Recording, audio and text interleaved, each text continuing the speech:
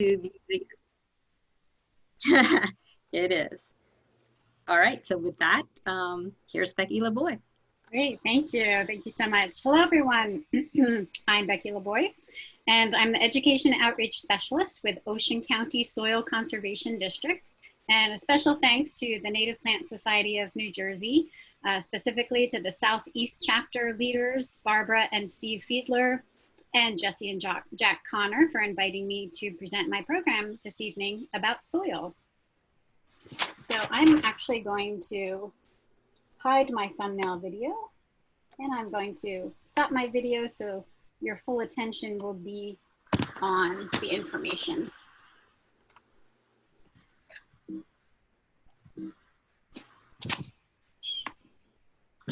So in case you are not familiar with the Soil District, let me share a little bit about what it is and why it exists. You may be familiar with the Dust Bowl of the 1930s, which lasted about a decade and is sometimes referred to as the Dirty 30s. And this was a period of drought and severe dust storms. And it was caused by major agricultural damage to American prairie lands and exacerbated by decades of extensive mismanaged farming and agricultural practices, because farmers in that era, they didn't know yet or understand really the importance of crop rotation or cover crops to manage soil fertility.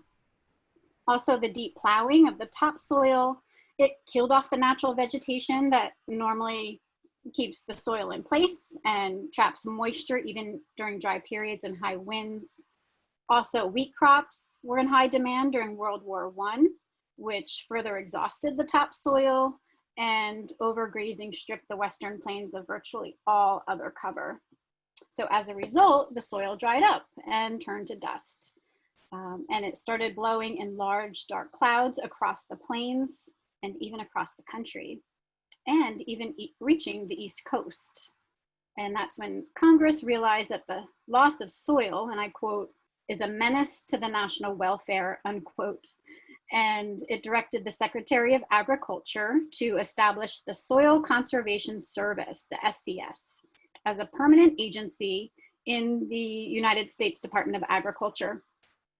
And in 1994, Congress changed the SCS name to the Natural Resources Conservation Service, the NRCS, to better reflect the more broadened scope of the agency's concerns, which now include water and natural resource conservation efforts. And the Ocean County Soil Conservation District, OCSCD, we originated in 1952, and we are one of 15 soil conservation districts in New Jersey that all work together to implement what's called the New Jersey Soil Erosion and Sediment Control Act. And that governs various aspects of new development and soil disturbance.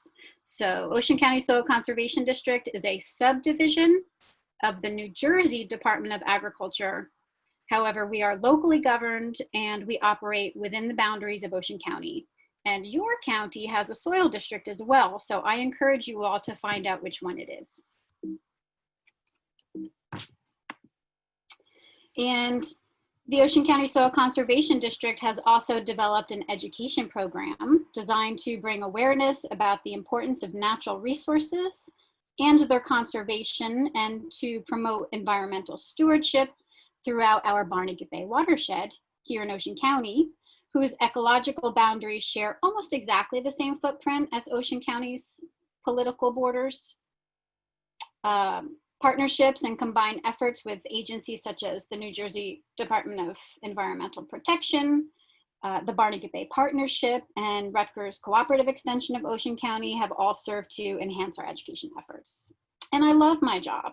And two of my favorite responsibilities include offering educational programs to both children and adults, and to work with our Barnegat Bay Partnership colleagues, one of which is Karen Walzer, to install and promote native plant demonstration gardens with the goal of inspiring others to implement conservation practices in their own home.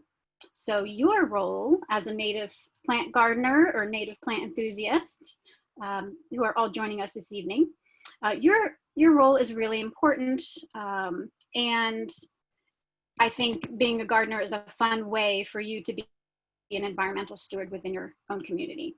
So think about this question. What is at the root of your garden or landscape? Healthy soil is our goal. So healthy gardens start with healthy soil. In fact, healthy soil is at the root of all life on Earth. And today's program is titled, Don't Treat Your Soil Like Dirt. And if there is one thing that you take away from this program, I hope it will be a renewed appreciation and understanding of your soil. Soil is and should be the gardener's friend. Get to know your soil. Treat it with kindness and understanding. And you and your garden will be rewarded, because healthy soil is at the root of our planet Earth. So I've mentioned the words healthy soil a few times already. Only living things can have health. So viewing soil as a living ecosystem reflects a fundamental shift in the way we care for our planet's soil and the life that depends on it. Soil is not just an inert growing medium, but rather it's teeming with life that provides the foundation of an elegant symbiotic ecosystem. Soil is an ecosystem that can be managed by gardeners to perform 5 essential functions. Number 1, to sustain plant and animal life both above and below the surface by providing a diverse physical, chemical, and biological environment for the exchange of water and nutrients and energy and air.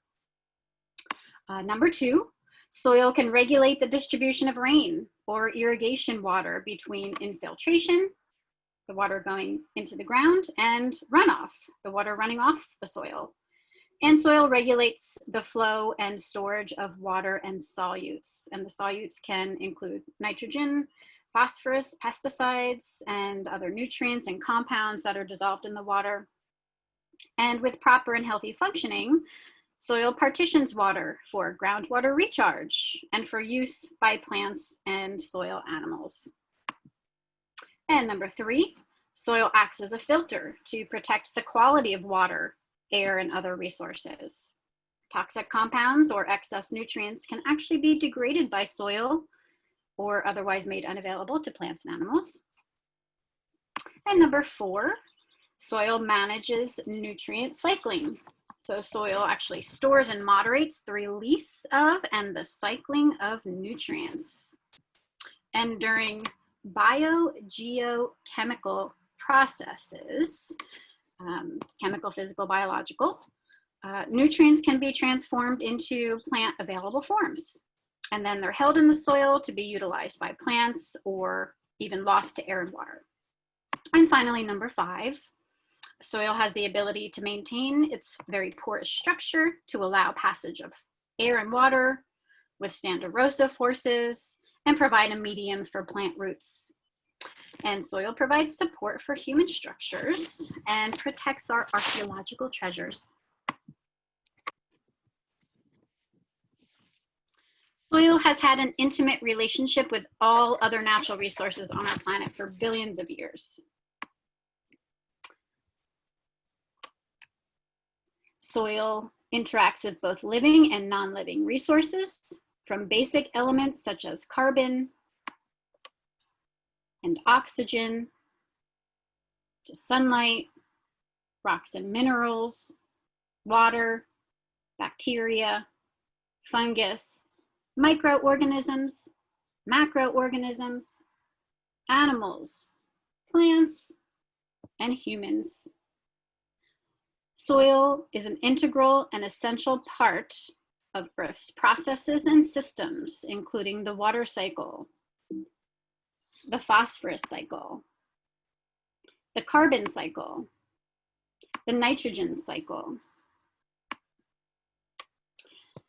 temperature and climate, ocean currents, solar energy systems, electrical systems, magnetic forces, and on and on.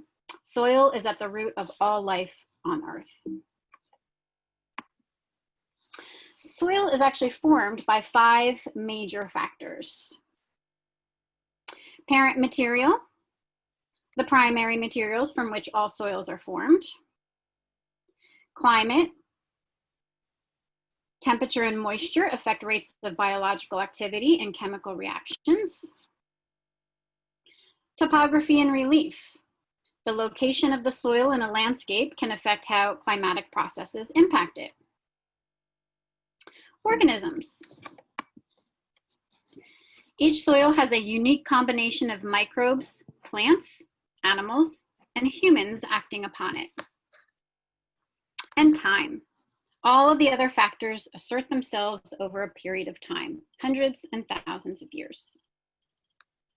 New soils increase in depth through deposition of minerals and organic matter. So layers in the soil, called horizons, show the development of soil over time. And the influence of all of these 5 major factors varies from place to place, but the combination of all 5 factors will determine the kind of soil developing in any given place and at any given time.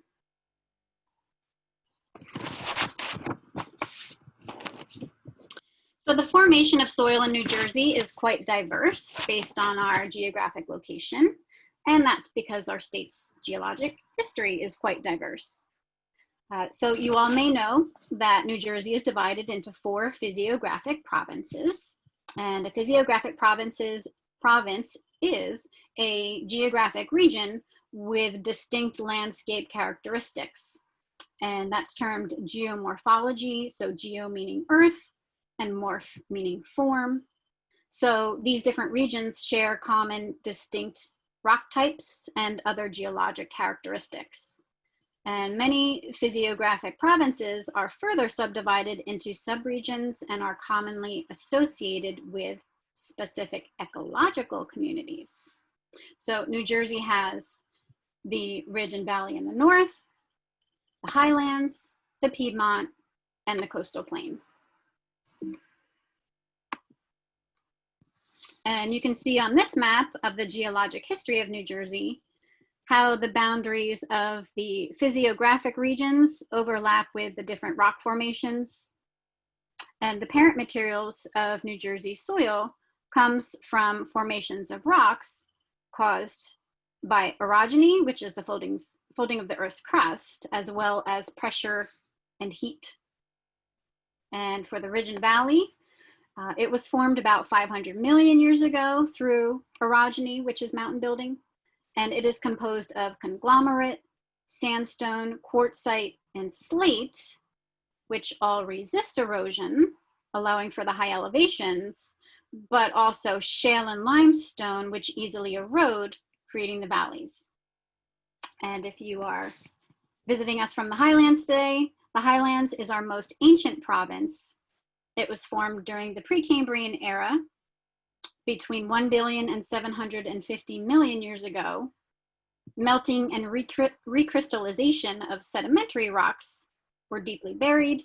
They were subject to pressure and high temperatures, creating what are called metamorphic rocks, such as granite, gneiss, which is G-N-E-I-S-S, pronounced nice, schist, and marble. So the granites and the gneiss resist erosion and create the highlands. And then belts of exposed sedimentary rock weathered away to create valleys and streams. If you're from the Piedmont was created by a series of faults, and the series of faults actually separate the Piedmont from the highlands. Sedimentary sandstone, shale, and conglomerate create a broad lowland, and that's interlaced with igneous basalt and diabase, which create ridges and uplands formed during the Jurassic and Triassic ages. The coastal plain, that's where I live. This province consists of sediment, which ranges in age from the Cretaceous period to the Holocene epoch, which is between 135 million years ago, all the way up to the present. And sediment consists of quartzite sand, clay, green sand, marl, and gravel, which are deposited as the ocean undergoes transgression and regression, which is rising and falling. So those are the different parent materials in our different provinces. So these physiographic provinces are not confined just to our state. Whereas the state of New Jersey is defined by political boundaries, the rock formations, which is the parent material, is defined by geological boundaries. So although a small state, our geology is diverse because we are situated right there at the confluence of several physiographic provinces. And look to the map on the right, which shows the boundaries of the physiographic provinces of the New York Bight watershed. And the coastal plain extends through Long Island. The Piedmont, which is the red colored area, it begins just to the north of New Jersey and extends southwest. The highlands, which are gray colored here, starts just south of New Jersey and extends to the north throughout New England.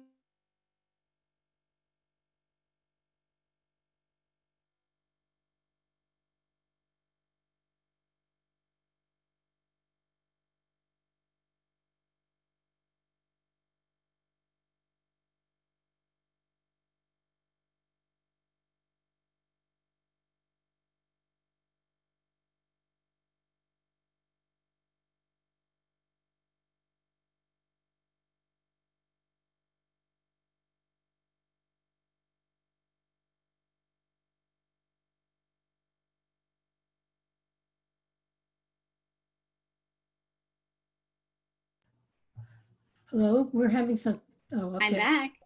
Okay. So sorry. What was the last thing you heard?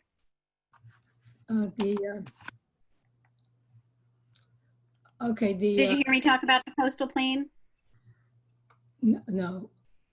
You just finished talking about how the red goes up and down, and the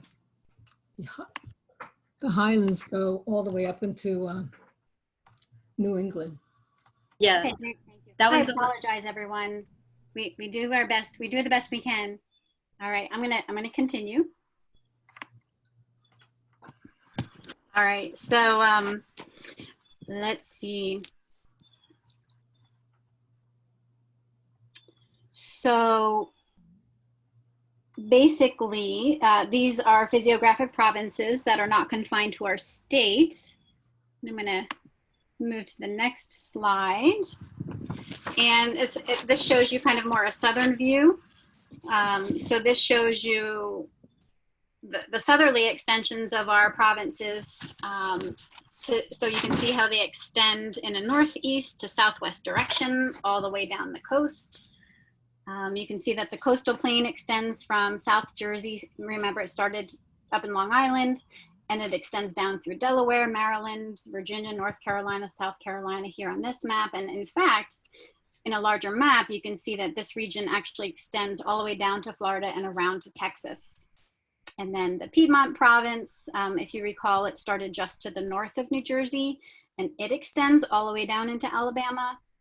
The highlands is that really tiny sliver of mint green up at the top, also termed New England in the key on this map. And it begins just to the west of New Jersey in Pennsylvania. And recall, it continues and expands up through New England. And then the Ridge and Valley province is a thin strip that cuts through the northwestern portion of our state from New York and continues also all the way down to Alabama. So this large variety, wide variety of parent material, the influence of different time periods, the different microclimates within each province, and the fact that New Jersey is situated really nicely in the northernmost portion of this confluence. In fact, we are at the northernmost portion or the southernmost portion of 3 out of the 4 provinces that run through our state. So that really lays the foundation for a variety of soils and therefore a diversity of vegetation. So not to mention, we also have the Pine Barrens that sits right in the middle of the coastal plain, which in and of itself is also very unique with its own unique soils and climate and hydrological patterns and unique vegetation. And then this is a map painted in very broad strokes, but it also offers a glimpse into our country's geology and the parent material of all of our soils. So This fascinates me. Maybe you can get that idea because I've kind of lingered on this topic, but if this interests you as well, I encourage you to explore physiographic regions. I personally can get lost in these maps for hours. But let's explore the physical, chemical, and biological components and processes that support healthy soil and a healthy landscape and a healthy ecosystem. So, physical soil processes affect plant growth, plant diversity, root proliferation, organism movement, organic matter content, tillage, aeration, water storage and movement, resistance to erosion, and compaction. And then examples of soil properties include things like soil composition, soil texture, soil structure and aggregation, and soil color. So we'll talk about all those. But first, what is soil is the question I'm going to ask you. What is the composition of soil? So by volume, soil is 25% air, 25% water, between 45 and 47% minerals, and 3 to 5% organic matter. And just a quick question, Millie, asking if this is being re-recorded again. I'm not sure if the recording actually stopped before, and I might just have to re-record this entire thing, but that's okay. All right, so as you can see, almost 50% of all soil is basically loose, unconsolidated mineral and organic matter, and then the other 50% of soil is composed of pore space, and that can hold either water or air in varying amounts at any given time. So, soil that has more airspace than water is dry. So think about the sandy pine barrens. And then soil that has more water than air filling the pore space is wet. So we think of the beautiful swamps and bogs here on the coastal plain. So let's take another look at the organic matter component. Remember, it's really small, only 3 to 5% of soil. And organic matter, although least in overall percentage, is absolutely necessary for all soil function. Actively decomposing organic matter, which is that purple slice of the pie, and stabilized organic matter, meaning organic matter that has been completely decomposed already, which we call humus, that is the yellow slice of the pie. So they make up the bulk of organic matter. And then fresh plant and animal residue makes up about 10% of organic matter. And then finally, the living organisms make up less than 5% of the organic matter. However, their contribution to the soil health is enormous, and we're going to discuss that. So organic matter is so very important to soil health because it provides food and shelter for soil microbes. It provides pore space. It promotes soil aggregation. We'll talk about that. It promotes storage and recycling of nutrients for plant use. It improves soil structure. It increases something called the cation exchange capacity, which I'll talk about. And it increases filtration and water holding capacity. And organic matter supports not only the physical properties of soil, but also the biological and chemical processes as well. And so these processes are always changing, and it is in their synergy that allow soil to function at its greatest environmental potential. And soils that support all three of the processes, physical, chemical, and biological, are more resilient in times of natural disasters such as flooding and other extreme weather events. So I will talk about all of these processes more as we continue. So parent material is rock, basically, made of specific ingredient minerals that break down over time, and they combine with that organic matter and with the air and with water, creating soil. So as parent material is broken down into smaller mineral components, the components are of different sizes. So the size of the mineral in the soil actually gives the soil something called its texture. So depending on the size of the grain, the texture can either be sand, or the texture can be silt, or the texture can be clay. Gravel is listed here, which is greater than 2 millimeters in diameter, but it is not considered soil. Sand is between 2 millimeters and 0.05 millimeters, and each particle of sand can be seen with the naked eye. Sand particles are just small enough to hold some water, but most of what we call its gravitational water actually drains out, leaving lots of air within the pore space, and only a little what we call capillary water, meaning water that can move upwards against gravity. Because sand particles are influenced by gravity, they will settle out when mixed with water. And soil with sand particles feels gritty, as I'm sure you know when you kind of rub it between your fingers. Silt is smaller. It's between 0.05 millimeters and 0.002 millimeters in diameter. You're going to need a microscope to be able to see an individual silt particle.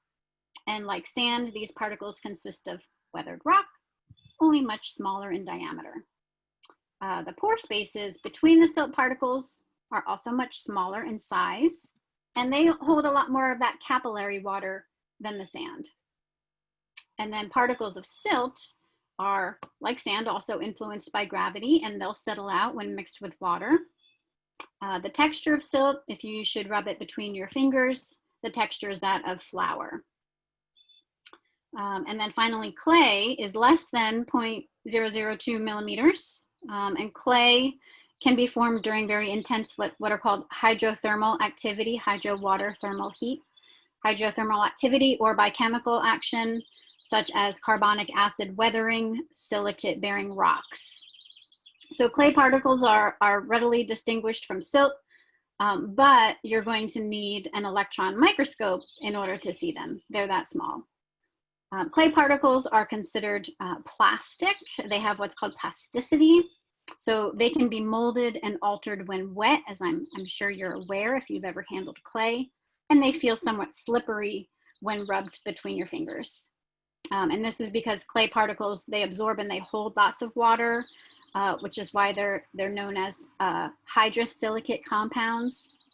But when they dry out, they lose their plasticity. So to kind of offer a comparison in your mind between the different texture sizes, if a clay particle were the size of a marigold seed, a silt particle would be the size of a large radish, and a sand particle would be the size of a large garden wheelbarrow. So what difference does texture make to you as a gardener? The size of the particles have everything to do with their surface area and the surface area of the pore space between the individual particles. So clay has tremendous surface area compared to sand, and clay has smaller pore spaces between the particles, but many more pore spaces in total. And in addition, organic matter is comprised of very, very minute particles. Like clay, they have lots of surface area to which plant nutrients attach, thus preventing them from leaching out. But the sand particles are too big to hold on to the nutrients, and they easily leach out of sandy soil. So soil can be either all sand, all silt, or all clay, or it can be a mixture, and we call that loam, and we call that many other things as well. And as a soil, it of course includes the pore spaces that hold the air and water, as well as the organic matter. And because the particles of sand, silt, and clay react differently, as I had mentioned, with gravity and water, you can do something called a jar test to determine the texture of your garden soil. Perhaps some of you have done that before. So fill a jar about halfway with just a small sample of your soil. Add water, shake, and let it settle for 2 days. 2 days. The largest particles, which will be the sand, will quickly fall to the bottom of the jar. The silt will react with the water, and it's going to remain suspended for about 2 hours, but will be the next layer to settle out. And then the clay particles will initially bond with the water molecules, and they're going to stay suspended for 28 to 48 hours. So once they settle out, the clay particles will be your top layer. So when your water looks clear, you can determine the approximate percentage of sand, silt, and clay based on the height of each of your layers, as you can see in that photo. You can then use the soil texture pyramid to determine the type of soil that you have. For example, this jar has a soil sample showing approximately 55% sand, 40% silt, and 5% clay, more or less, approximately. So look at the soil texture pyramid. I'm going to put a yellow dot. There it is.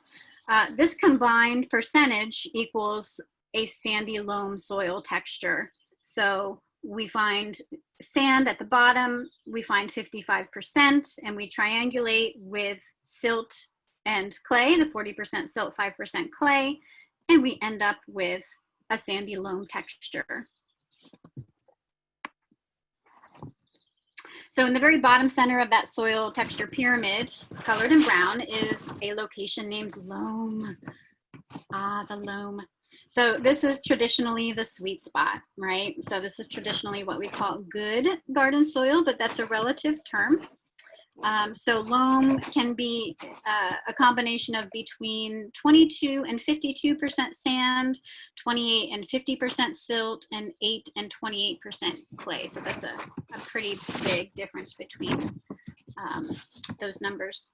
Those of us living in the coastal plain, we will most likely have soil that occupies the left corner of the soil texture pyramid, being mostly sand, or perhaps you're living in an area in the coastal plain with more clay. And it doesn't mean that you don't have good soil. So please know that. The first step is to know the properties or characteristics of your particular soil in your yard or garden, and then find the plants that thrive in these conditions or make small adjustments. So we're going to talk more about some appropriate plants later on. So when the sand, silt, and clay particles combine together, they take on shape and they form clusters that are called aggregates. And the aggregates are held together by organic matter, good old organic matter, also by water and secretions from plants, animals, and other microbes in the soil. And the pore spaces between the aggregates provide places for retention and exchange of air and water. And then optimum aggregates have a wide range in pore size distribution. So this includes both large and medium-sized pores between the aggregates, as well as small pores within the aggregates themselves. And the way in which aggregates are arranged is referred to as soil structure. And soil scientists recognize 7 structure types, generally speaking: granular, blocky, lenticular, platy, wedge, prismatic, and columnar, and then 2 structureless types, including single grain and massive. And we are familiar with the single grain here in the coastal plain. So aggregates are bound together or torn apart by physical, chemical, and biological processes. So for example, soil particles are pushed together by changing temperatures, including freezing and thawing, as well as drying. Plant roots also push soil particles together and break them apart. Soil particles are glued together by organic residues exuded by fungi and bacteria, and by sugars excreted from plant roots. Fungal hyphae and plant roots actually stabilize aggregates. And the amount of clay and humus influences soil structure. Soil fauna, small animals, and human activity all also influence soil structure. So the key to good soil structure in the garden is organic matter and plant roots. So if you wish to optimize your soil structure, whether you have sandy soil or clay soil, add organic matter and plant a diverse array of native species to interact with the native soil fauna. Biodiversity is key as well. So the last physical characteristic we will cover is soil color. So your soil's color is based on the mineral and organic components in your soil. Soil color is influenced by physical, chemical, and biological processes taking place in the soil. A healthy gardening soil will typically be dark brown, right? Again, we think of that loam soil, which indicates lots of organic matter. Soil scientists use soil color to describe and determine soil type based on the Munsell system. So this system uses hue, which means a specific color, also value, which means lightness and darkness, as well as chroma, which is color intensity, that are arranged in these books of color chips. Soil is held next to the chips to get a visual match, and color provides a clue to the mineral content of soil. So development and distribution of color within a soil profile are part of weathering. So as rocks weather, the mineral elements oxidize. For example, iron forms small crystals of red or even yellow red. Organic matter decomposes into black humus. Also, aerobic and anaerobic environments influence soil color. And then electron exchanges between bacteria and nutrients can also influence soil color. So again, chemical, physical, and biological. Okay, let's talk about biological processes. Soil is alive. Soil microbes and soil macroorganisms, they naturally suppress pests, they decompose organic matter, and convert otherwise what we would call unusable forms of nutrients into forms that our plants can actually use. And all while creating a soil that is porous and permeable. We love soil organisms. So increased consumption of nutrients by these soil organisms actually prevents leaching, and it keeps the nutrients available to plants. So the byproducts left behind by these organisms, they act like that soil glue that increases aggregation and thereby, of course, increasing infiltration and preventing erosion. Just as we need biodiversity in our above ground ecosystems, diversity of soil organisms keeps the soil ecosystem functioning at optimum health. So 1 cup of healthy soil contains 200 billion bacteria. You heard that right, 200 billion bacteria. 1 million meters of fungi, 20 million protozoa, 100,000 nematodes, 50,000 arthropods, and 1 earthworm. So bacteria are single-celled organisms, and they feed on other organisms in the soil, and they also decompose organic matter. Some bacteria fix nitrogen, providing plants with this otherwise unavailable nutrient.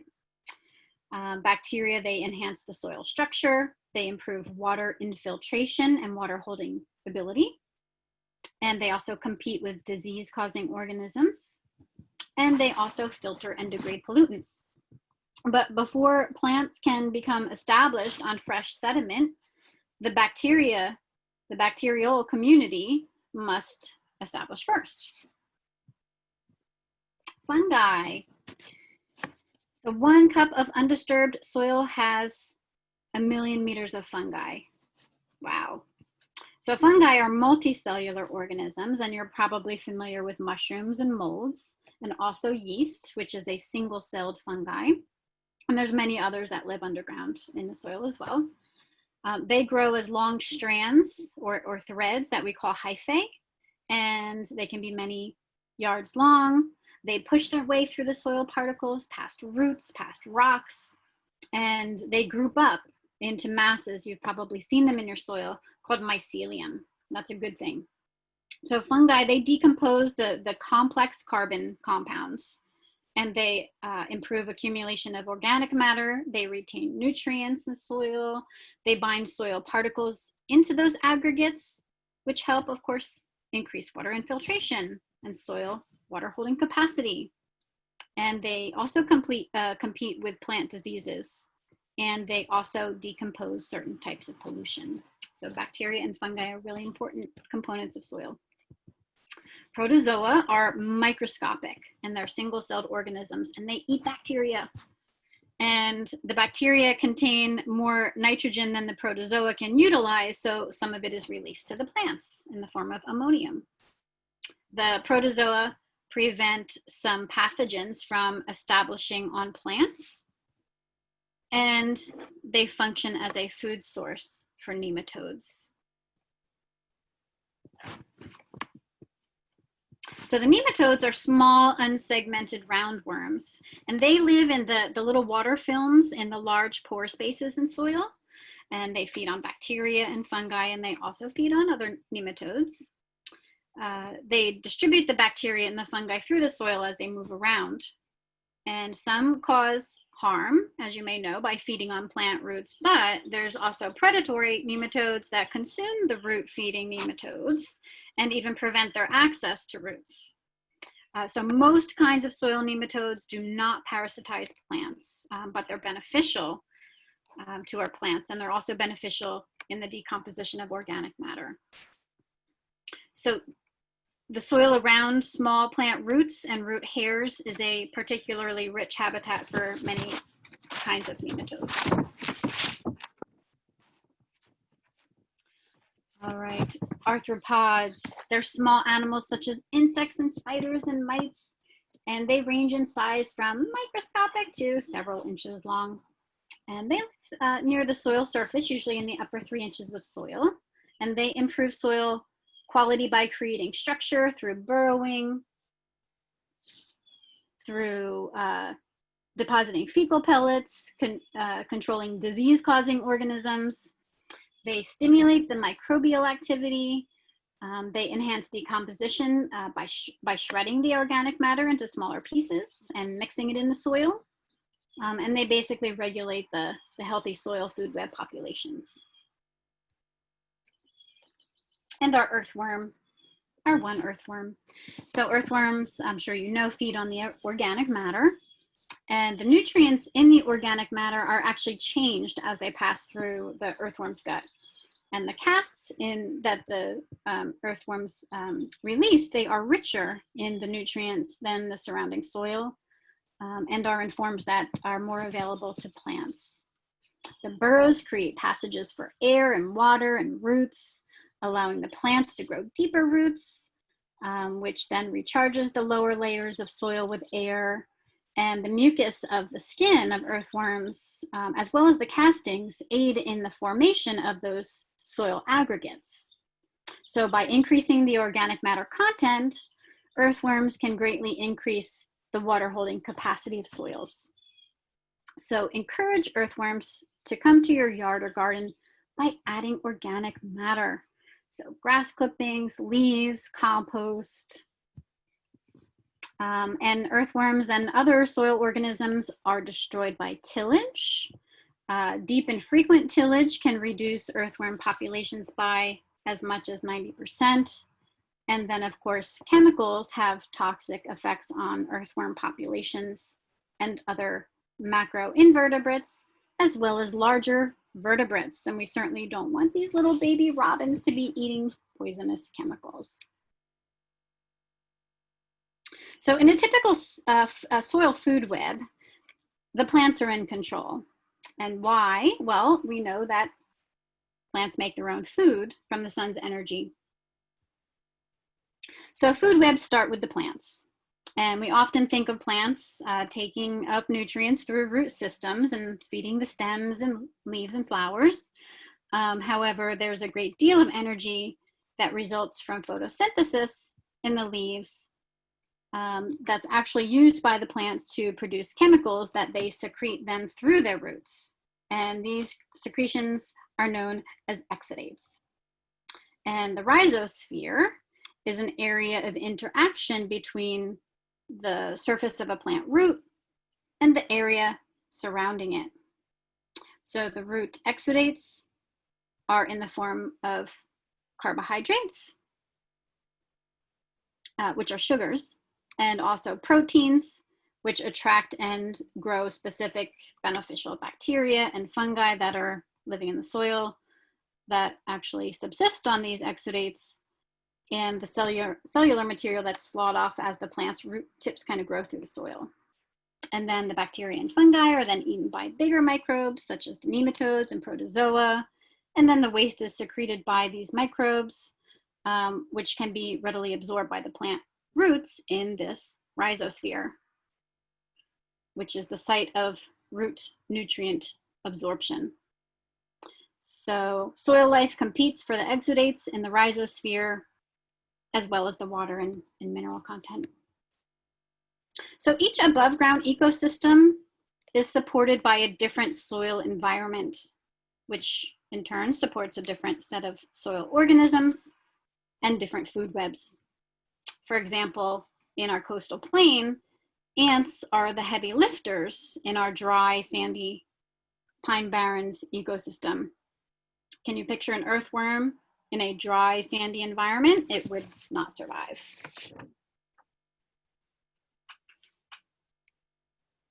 So let's talk a little bit about chemistry.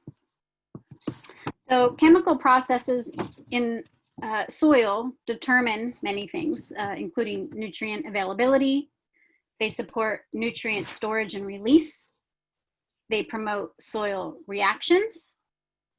And they relate to something that's called the cation exchange capacity, which I'll talk about. So soil contains many nutrients. Nutrients have a positive or negative charge, and these are called cations and anions. So think way back to your high school chemistry class. So cations hold positive charges, and anions hold negative charges. So for example, in this image, you can see calcium, magnesium, potassium, sodium, and hydrogen cations. So remember, our smallest particles are clay, right, and humus. So they also both carry a charge, and sand is too big to carry a charge. So humus and clay can hang on to nutrients through their charges. And the surface areas of plant root hairs also contain their own electrical charges. So nutrients are absorbed by plants through cation exchanges. So anytime a plant's root hair penetrates the soil, it may exchange its own cations for those mounted on humus or clay particles and absorb the cation nutrient as nourishment. So plant roots use a hydrogen cation for the exchange, and they eject one hydrogen cation for every cation nutrient absorbed. So this keeps a charge balance. And this is the way that plants eat. So the area within the rhizosphere where these cation exchanges take place is called a cation exchange site. And the number of exchange sites determines the capacity of soil to hold nutrients. So this is called the soil's cation exchange capacity, CEC. Okay, so pH. So what is it? So pH actually measures, you probably know, acidity and alkalinity. So pH is an abbreviation for the power of hydrogen. And the P of pH lets us know the scale is logarithmic, or that instead of counting 1, 2, 3, it would be like counting 1, 10, 100, etc. And the H tells the concentration of hydrogen ions in the solution being measured. So the H positive is a cation. So on a scale of 1 to 14, the center of the scale is 7, which is neutral, and based on the number of ions present in pure water. So each step to the left of the 7 shows an increase by 10 times in the number of hydrogen ions present. a pH of 1 would be very acidic, like battery acid. And then each step to the right shows a decrease in the number of hydrogen ions present. So a pH of 14 would be very alkaline or basic. So if we take an example of water, you see those water molecules there, H2O, we know that water has 2 hydrogens for every 1 oxygen per molecule. A very tiny percentage of those molecules have broken up into hydrogen ions, H positive, and hydroxide ions, OH negative. So when the hydrogen ions outnumber the hydroxide ions, the solution is acidic. And when the hydroxide ions outnumber the hydrogen ions, the solution is alkaline or basic. So why is it important to know your soil's pH? Because of chemistry, because pH affects the availability of nutrients in your soil for plants. So your goal pH for, I'll say the average garden, is usually about 6.5 to 6.8. So that's kind of the soil sweet spot. Unless, of course, you live in the coastal plain, and then you have more acidic soil, which is perfectly okay. So that sweet spot it's where most nutrients are available, as you can see on this chart, and it's where plants and soil organisms do best. So notice the nitrogen at the top. It begins to drop off when the pH hits about 5.5, and phosphorus drops off when the pH is about 6.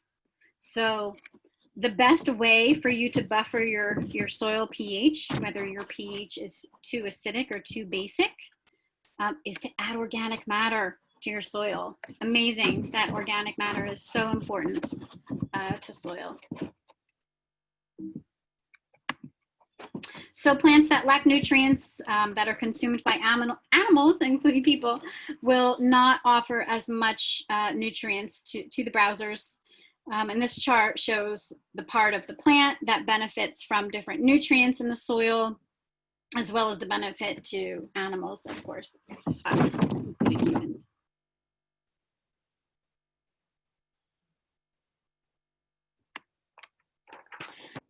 So, one of the best things that you can do for your garden is to get your soil tested. And Rutgers Soil Testing Lab offers homeowners soil test kits where you can collect your own sample and then you mail it in for testing. Yes, you actually mail soil through the Postal Service. So there's the website, and they are currently open for business. They did close down for a little bit, but please do call ahead.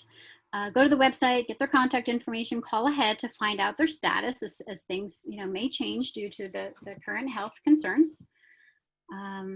So to learn how to take a soil sample to send it to the lab, I encourage you to visit the Jersey Friendly Yards website. So the Jersey Friendly Yards initiative is spearheaded by the Barnegat Bay Partnership, who Karen Walzer, who provided the introduction.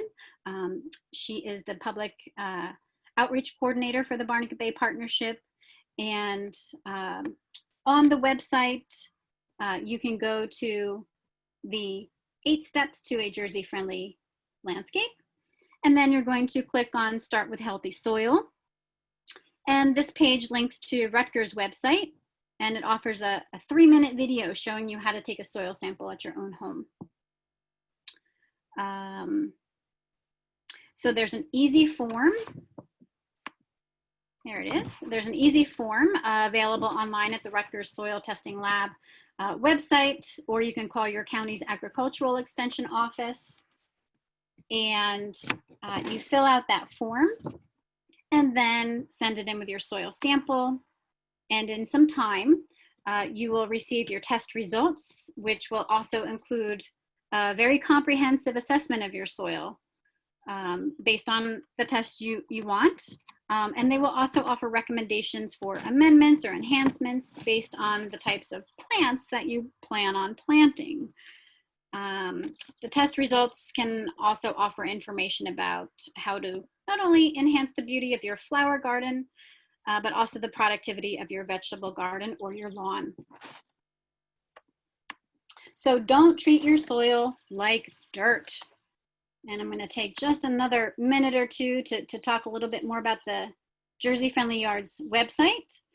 If you go to the Jersey Friendly Plants tab, the third one over, and click on that, you're going to find the Jersey Friendly Plant Database. And here's the Jersey Friendly Plant Database. The page will look like that. If you scroll down, you're going to see, well, plants on the left and the filter system on the right. And this was actually just changed maybe about a week ago. So the filter system is now on the left-hand side and the plant list is now on the right-hand side, but you'll be able to acclimate, I'm sure. Just go back. So the filter system, you can see you have a lot of choices over here on the right, and your goal is to determine the conditions in your own yard and select these conditions in this filter system. And the over 400 plants on the left will slowly start to narrow down until you have a short list of plants that are absolutely perfect for the conditions in your yard. So the first filter is the region you live in. So there's our provinces. We live in the coastal plain. I do, so I would select that one. And then you can see there's additional filters. The next one we're going to select is soil type. So that is sandy. And then I've selected acidic soil. We have acidic or slightly acidic soil here. And the website also includes definitions of all these different terms. Soil moisture is important. So I have well-drained soil in my yard. I want to choose some perennials. I like to plant flowers and I like natives. So I want some plants with either medium or high drought tolerance because I don't have time and I want to conserve water. And then, so on the left-hand side, I'll have a selection of plants. I would click on the name of my plant and some plant details would pop up along with some pretty photos. I would scroll down and I would read a nice description of that plant. It includes lots of information about the plant, including the wildlife value, which is important. And then you can scroll down and read all the different plant details which were contained in those filter system. And I just wanted to leave you with a couple of photos of some beautiful plants that grow well in the coastal plain. You're probably familiar with the Monarda didyma. On the right is Monarda fistulosum, the wild bergamot. And then in the middle on the top is the Agastache foeniculum, the giant hyssop. And then there's the beautiful purple mistflower, which I just love. And it's pollinator week, so I added that photo of the monarch. And then there's the foxglove beard tongue, which just about finished blooming in my yard. So these are some drought tolerant native perennials that are good to plant here in the coastal plain. And then some native trees with some high drought tolerance that are good for the coastal plain. There's a beautiful warbler called a northern parula that's in an oak tree, and this is early spring. And that warbler is benefiting from the caterpillars and other insects that live in the oak tree or supported by the oak. And the trees here are cedar, Juniperus virginiana. And this native plant is providing nesting habitat for this yellow-crowned night heron family. So that's very exciting. That's actually an endangered species here in New Jersey. So that native species tree is providing habitat for that endangered species. And here's another northern parula in a sassafras, another drought-tolerant native tree. And then some drought-tolerant native shrubs. There's beach plum and ninebark and northern bayberry. And then drought-tolerant native grass, this beautiful little blue stem. Makes a lovely addition to a native plant garden. All right, so thank you so much, everybody. And it's 8 o'clock. I am willing to hang on and answer any questions that you may have, and I'll turn my video back on.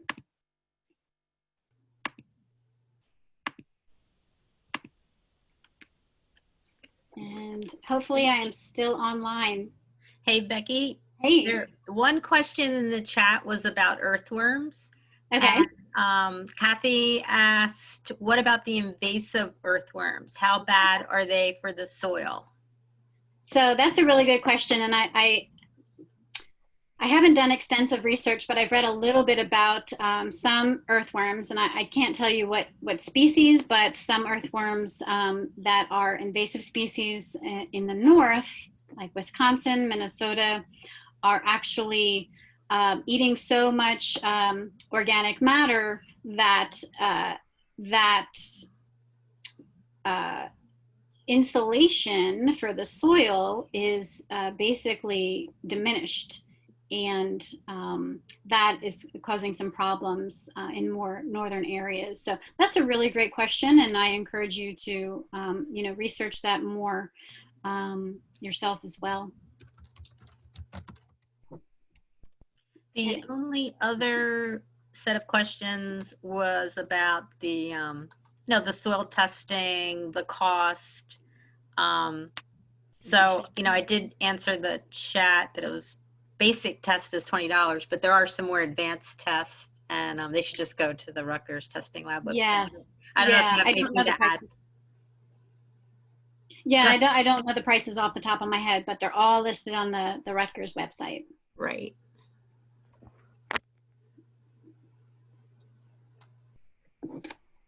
A few people did lose audio partway in, but just to remind everybody, it was recorded, so you will be able to